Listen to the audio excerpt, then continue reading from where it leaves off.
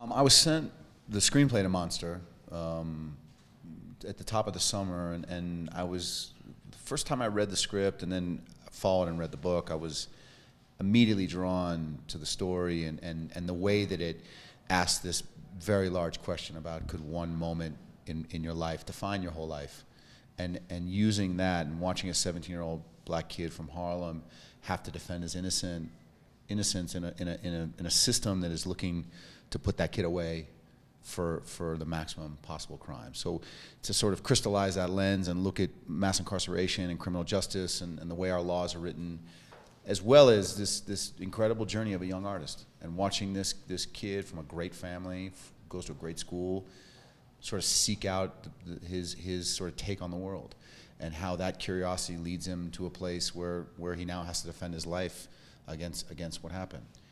I was attracted to it on all those different levels. This was really interesting because it was a story for me about impotence versus potency.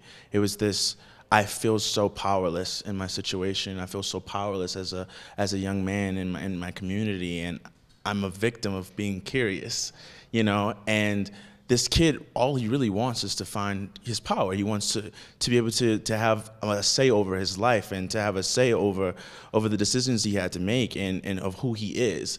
And that's snatched away from him. And that really drew me to the project and definitely made me want to jump into it. I look at my character as just like a figment of my past, man. It's just, I see it in a lot of friends. I see it in myself. I see it in so many people. And it's just like what they were saying, to reiterate, I think we're judged off of decisions, and usually one decision can kind of like dictate the rest of your life, especially growing up where we're from. And I think what we're all trying to say essentially is it's hard to kind of be yourself when normal things can just, you know, kind of ruin your life, just being you or trying to figure out who you are.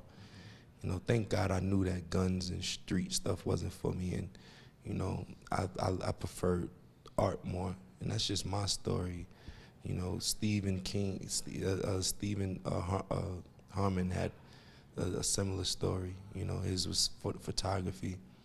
You know, yeah, I think my character, he just represents your typical black man in this day and age, with options, decisions, and penalties. It's the same story over and over.